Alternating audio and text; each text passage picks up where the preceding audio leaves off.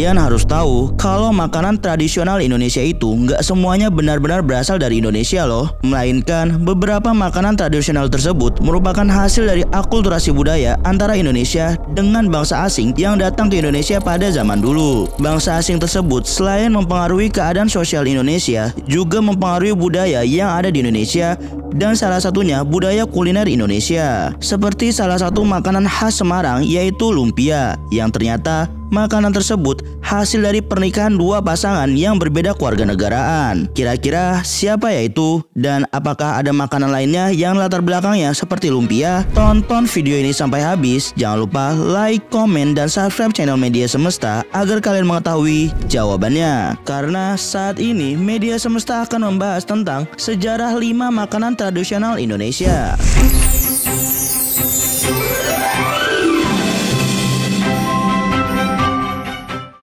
Yang pertama, nastar. Siapa sih yang nggak tahu kue ini? Pasalnya, kue ini selalu ada di setiap perayaan Lebaran Idul Fitri atau Natal di Indonesia. Rasanya seperti tidak afdol kalau merayakan Lebaran Idul Fitri atau Natal tidak ada kue ini di atas meja. Biasanya kue ini akan ada di atas meja ruang tamu bersama kue lainnya seperti kue putri salju, kastengel untuk menyuguhkan para sanak saudara yang datang bertamu ke rumah. Walaupun sering ada saat perayaan besar di Indonesia, ternyata makanan ini awalnya bukan berasal dari Indonesia loh, melainkan makanan ini berasal dari Belanda. Hal ini berawal pada sekitar abad ke-18. Saat itu, ibu-ibu Belanda yang bermukim di Hindia Belanda mau membuat kue pai ala Belanda, yang dimana pai ala Belanda ini biasanya dibuat dengan ukuran yang besar, karena kalau di Belanda pai dibuat menggunakan loyang-loyang yang besar. Selain itu, kalau di Belanda painya berisi selai blueberry, selai apel, atau selai stroberi. Tapi karena di Nusantara atau yang sekarang bernama Indonesia ini susah menemukan ketiga buah tersebut yang tekstur kematangannya sama dengan yang ada di Belanda, maka dari itu alternatifnya mereka menemukan ide untuk mengganti ketiga buah tersebut dengan buah yang mudah ditemui di Nusantara, yaitu nanas. Selain mudah didapatkan, cita rasa nanas yang asam manis dan segar sesuai dengan cita rasa yang dibawa oleh stroberi dan apel membuat buah ini terpilih menjadi alternatif. Maka dari itu, kue ini dinamakan nastar karena berasal dari bahasa Belanda yaitu ananas yang berarti nanas dan targers yang berarti kue. Menurut sejarawan kuliner Universitas Pajajaran yaitu Fadli Rahman, orang-orang Belanda tersebut mulai memperkenalkan kue kering ini dengan membuatnya saat perayaan Natal. Selain itu, saat Lebaran orang-orang Belanda juga mengantarkan kue nastar ke keluarga bangsawan seperti priai. Mulai dari situlah nastar identik dengan Lebaran. Seiring berjalannya waktu, kue nastar mengalami modifikasi. Menurut Chef Andreas dari Hotel Nurmen Semarang, modifikasi tersebut ada pada bentuk dan adonannya. Kalau di Belanda, kue pai dibuat dengan loyang-loyang besar. Tapi kalau di Indonesia dibentuk bulat-bulatan kecil dengan tujuan agar lebih mudah dikonsumsi dan sekali makan langsung habis. Dan untuk adonannya, nastar terbuat dari terigu, mentega, gula, dan telur dengan biasanya dibuat bulat sempurna atau sedikit elips dan ada hiasan sebutir cengkeh di atasnya. Namun, sayangnya sampai saat ini belum ada yang tahu siapa yang mendapatkan hak paten terhadap kue nastar. Yang kedua, bakso. Salah satu makanan favorit orang-orang Indonesia, apalagi saat hujan. Kenapa bisa dibilang seperti itu? Karena banyak orang Indonesia yang makan bakso menggunakan kuah kaldu yang hangat. Selain menggunakan kuah kaldu, biasanya bakso di Indonesia juga memiliki topping seperti sawi, toge, mie kuning, dan bihun. Perpaduan antara kuah kaldu yang gurih dengan tekstur bakso yang agak kenyal dan ditambah toppingnya membuat makanan ini menjadi favorit banyak orang Indonesia. Walaupun menjadi favorit banyak orang Indonesia dan setiap daerah di Indonesia pasti ada bakso, ternyata bakso bukan berasal dari Indonesia loh, melainkan makanan ini berasal dari Tiongkok, lebih tepatnya pada masa dinasti Ming atau sekitar tahun 1368 sampai 1644. Pada saat itu ada seorang pemuda bernama Mengbo yang tinggal berdua dengan ibunya yang sangat suka sekali dengan daging. Namun karena usianya yang sudah tua, membuat ibu Mengbo kesulitan untuk makan makanan favoritnya itu. Karena kasih sayang pada ibunya, membuat Mengbo mencari cara agar ibunya tersebut tetap bisa memakan makanan favoritnya. Dengan melihat cara pembuatan mochi, membuat Mengbo mengaplikasikan cara tersebut pada daging.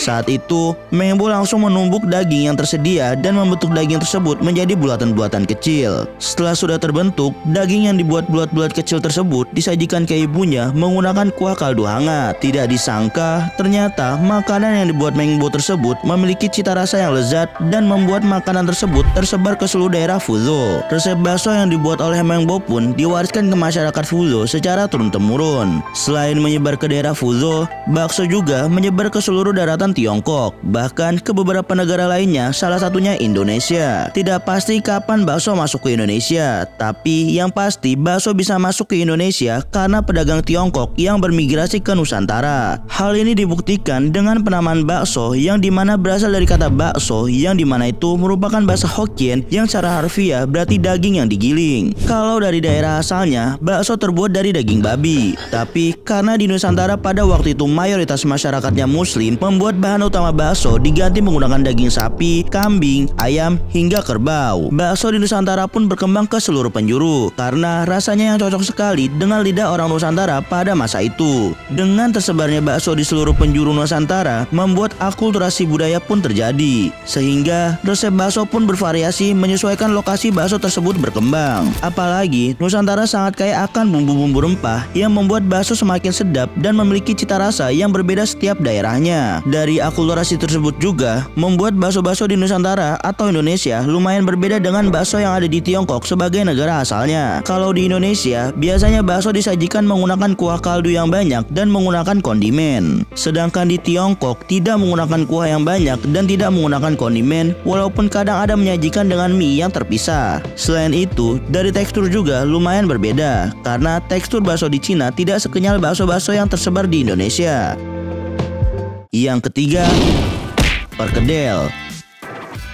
Gorengan yang sering ditemui di daerah Jawa dan Sumatera ini sering sekali menjadi makanan pendamping untuk makanan lainnya. Biasanya, makanan berbahan dasar kentang ini akan menjadi makanan pendamping seperti soto, sop, tumpeng, bahkan kadang bisa sering ditemukan di tukang nasi Padang. Walaupun menjadi salah satu makanan pendamping favorit masyarakat Indonesia, khususnya Jawa dan Sumatera, ternyata perkedel juga bukan berasal dari Indonesia loh. Dan kalau dari negara asalnya, bahan dasar perkedel bukan kentang melainkan daging. Sama seperti nastar, perkedel merupakan makanan yang berasal dari Belanda. Hal ini bisa dibuktikan dengan nama asal makanan ini yang berasal dari bahasa Belanda, yaitu frikadel, yang berarti daging giling yang dipadatkan lalu digoreng. Selain bisa ditemukan di Belanda, ternyata frikadel juga ada di beberapa negara Eropa lainnya seperti Jerman, Polandia, dan negara-negara Skandinavia seperti Denmark, Swedia, dan Norwegia. Saat menjajah Indonesia, orang-orang Belanda sangat suka makan makanan ini sampai menarik perhatian masyarakat lokal. Pada saat itu, masyarakat ingin mencoba membuatnya sendiri dengan bahan-bahan utama yang terjangkau. Hal itu dikarenakan pada saat itu harga daging sangat mahal. Masyarakat lokal pun mencari alternatif dan akhirnya kentang menjadi pilihan untuk bahan utama perkedel. Dan kalau untuk namanya, kenapa dari frikadel menjadi perkedel? Hal itu dikarenakan penyebutan frikadel sangat sulit diucap oleh orang pribumi. Maka dari itu, orang pribumi menyebutnya perkedel. Dan kalau untuk daerah Jawa Tengah atau Jawa Timur, biasanya menyebut bergedel. Yang keempat, rawon. Makanan asal Jawa Timur ini memiliki sejarah yang berbeda dengan ketiga makanan sebelumnya. Pasalnya, kalau ketiga makanan sebelumnya adalah hasil dari akulturasi bangsa luar yang datang ke Indonesia, sedangkan rawon benar-benar berasal dari Indonesia. Lebih tepatnya, rawon berasal dari Desa Taji, Kabupaten Ponorogo, Jawa Timur. Hal ini bisa dibuktikan dengan penemuan tulisan yang berisi daftar hidangan yang dihidangkan dalam acara besar. Dan salah satu hidangan yang tertulis adalah rarawan atau rawon. Para peneliti meyakini kalau nama tersebut berasal dari kata rawa, yang dimana memang kuah rawon sendiri berwarna hitam seperti rawa yang dihasilkan dari kluwek. Selain itu, berdasarkan prasasti tersebut yang kemungkinan sudah ada sejak 901 Masehi, rawon sudah menjadi hidangan acara-acara besar atau penting pada masa kerajaan Majapahit. Dan pada awalnya, rawon diolah menggunakan daging kerbau. Tapi karena daging kerbau semakin sulit diakses, membuat daging kerbau diganti menjadi daging sapi. Setelah berabad-abad, rawon telah mengalami perkembangan mulai dari variasi variasi dan cara pembuatannya. Sampai-sampai makanan asal Jawa Timur ini menjadi makanan favorit keluarga kerajaan, khususnya Kerajaan Mangkunegaran Surakarta. Selain menjadi makanan favorit keluarga Kerajaan Mangkunegaran Surakarta dan orang Jawa Timur, rawon juga saat ini menjadi salah satu makanan favorit orang di hampir seluruh Indonesia. Pasalnya, makanan tersebut saat ini sudah menjadi identitas sebagai makanan Jawa dan tidak sedikit warung makan atau restoran yang menyajikan rawon. Yang kelima, lumpia Semarang. Dari namanya aja kita udah tahu kalau makanan ini berasal dari kota Semarang, Jawa Tengah. Walaupun terkenal berasal dari Jawa Tengah, ternyata makanan yang biasanya berisi rebung dan daging ini ternyata merupakan hasil dari akulturasi budaya yang tidak biasa. Pasalnya, lumpia merupakan makanan hasil akulturasi dari pernikahan dua sejoli yang berbeda kewarganegaraan. Hal ini berawal dari abad ke-19 yang dimana pada saat itu ada pendatang asal Fujian yang bernama Jo Taijo menjajakan makanan yang berisikan rebung dan daging babi. Saat menjajakan jualannya, ia bertemu dengan perempuan Jawa bernama Mbak Wasi yang juga menjajakan makanan serupa. Bedanya, makanan yang dijual Mbak Wasi isinya adalah kentang dan udang sehingga cita rasanya lebih ke manis. Setelah beberapa kali sering ketemu, mereka pun saling jatuh cinta dan memutuskan untuk menikah. Saat menikah, mereka memadupadankan makanan yang mereka jual sehingga terciptalah lumpia yang berisi udang atau ayam yang dikombinasikan dengan rebung. Dan nama lumpia ini berasal dari bahasa Hokkien, yaitu lum berarti gulung dan pia berarti kue. Maka dari itu, lumpia berarti kue yang digulung. Pada saat itu, mereka jual dagangan mereka di pasar malam Belanda bernama Olympia Park. Karena banyak yang menyukainya, lumpia pun tersebar ke seluruh Semarang sampai saat ini. Bahkan kalau sekarang, hampir seluruh masyarakat Indonesia mengetahui makanan ini dan sudah menjadi identitas daerah Semarang. Dan kalau sekarang juga, makanan ini terbagi menjadi dua versi, yaitu lumpia basah yang memang sesuai original kisahnya dan ada juga lumpia goreng sebagai cara konsumsi yang agak berbeda dari originalnya. Untuk menambah kenikmatan makanan ini adalah dengan dipadukan bersama lokyo, acar, dan saus manis kental.